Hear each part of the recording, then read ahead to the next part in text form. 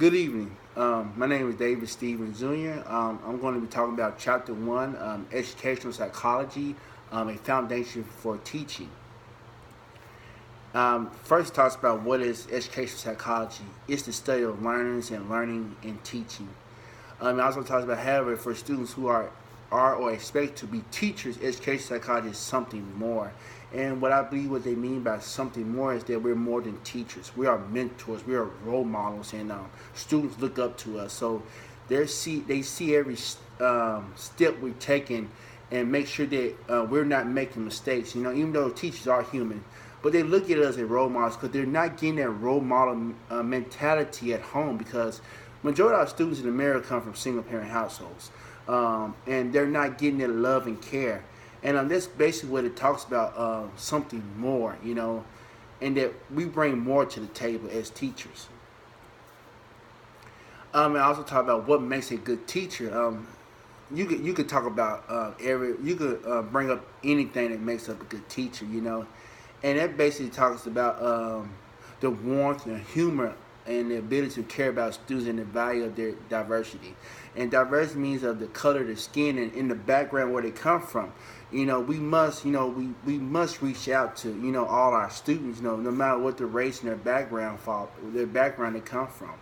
And we look at what makes a good teacher is by looking at the leadership, enthusiasm, and I believe I got both of that, leadership and enthusiasm. My leadership, to me, I'm working on it, and I'm getting better at it, and my enthusiasm is awesome. And for example, I teach 10th grade pre-AP work history. My enthusiasm for the classroom is unbelievable, and it's awesome.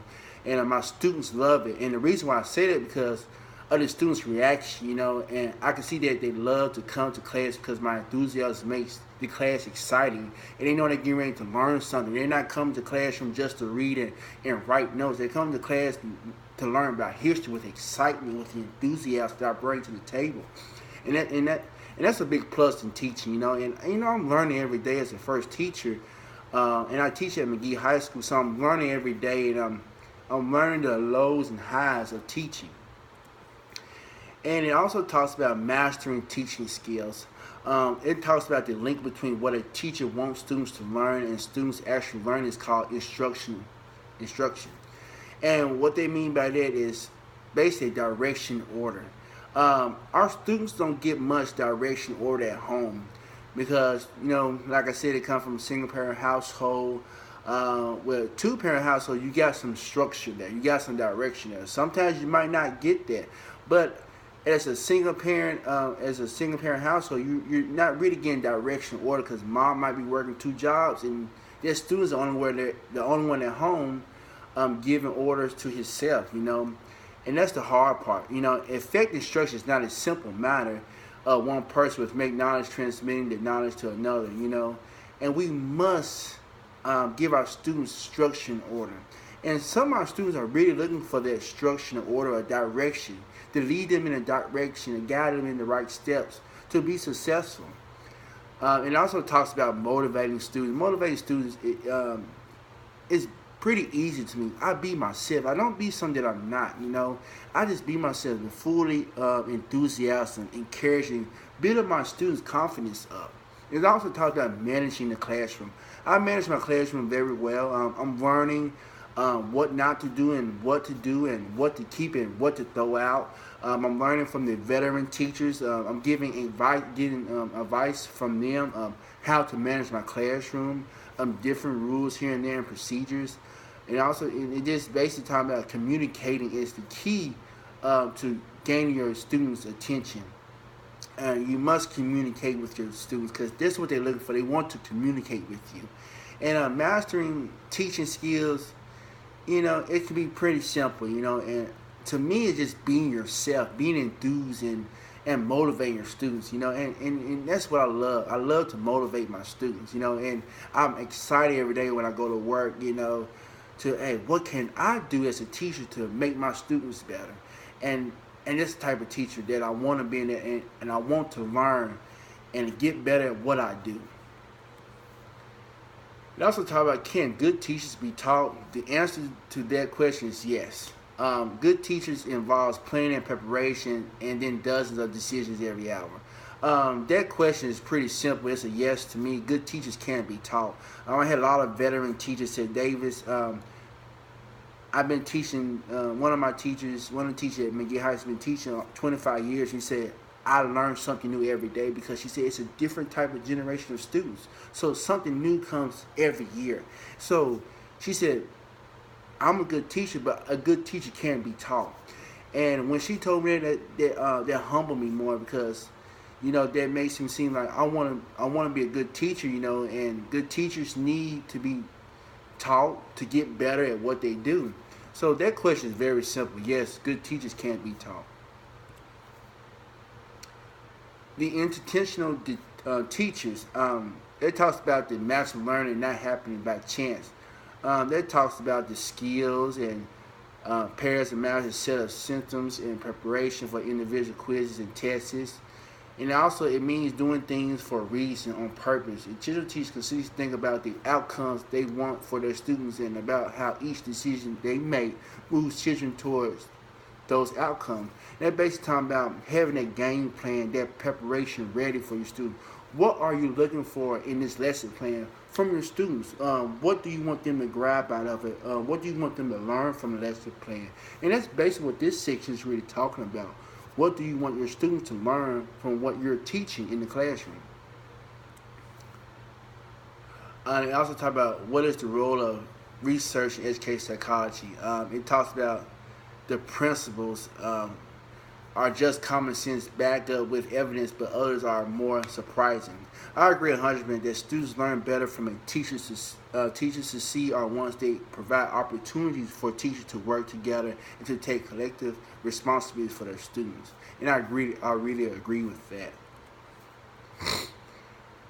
And it talks about it some more here. It talks about the principles. Principles explain the relationship between factors such as the effects of alternate grading system and student motivation. It talks about the laws of simply principles that have been thoroughly tested and found to apply in a wide variety of situations. And that's what it's continuing to talk about the goals and research of educational psychology. And it talks about the theory. The theory sets a related principle and laws that explains the broad aspect of learning, behavior, or another area of interest. And also talk about without theory, the fact and principles that are discovered would be like disorganized specks in a cave. And also theories tie together these facts and principles to give us the big theorist. And also talk about how can I apply this in the classroom. This chapter talks about the foundation for teaching. That consists of classroom management. That's having classroom rules such as no eating, no cell phone, raise hands, respect your classmates and yourself as a person. And it also talks about how can I apply this in the classroom. It's very important to have classroom rules because you want your students to know that there is order in the classroom and they must follow the rules. It also talks about, also adds some more information applying to the classroom. As teachers, we must understand that some of our students are looking for some type of order, organization. And, that's early in the PowerPoint, we talk about direction and order. And, and also talk about communication is a big key in the classroom. And it talks about that in the chapter as well. We talked about communication early in the PowerPoint in the early slides that I had provided. And also talking about decision making is very important for our students and self-knowledge. Self-knowledge is very important. As a teacher, we must have a game plan for the next day. As a coach and as want to be a head coach down the line, we must have a game plan for the game Friday night or the Saturday game if coaching college football. And we must have that game plan. And the most important knowledge of students in their learning. That's a big plus because our students are looking for that support from us as teachers. I also talk about self-knowledge. Self-knowledge for ourselves as a teacher, you must have a game plan for the next day. That's basically what I was just talking about. And I'm talking about the knowledge for our students and learning.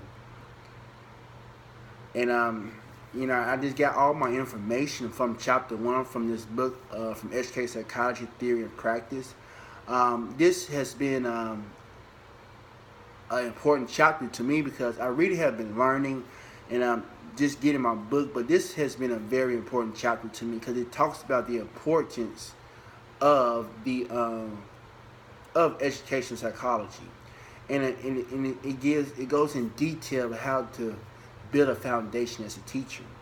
But as I leave you tonight, this is chapter 1 that I just went over with you. It's a good chapter to talk about, and I have learned so much about this chapter, and I also learned a lot from the other chapters that I have read. So I just want to say thank you for paying attention and listening to my presentation on chapter 1, education psychology and foundation for teaching. Thank you.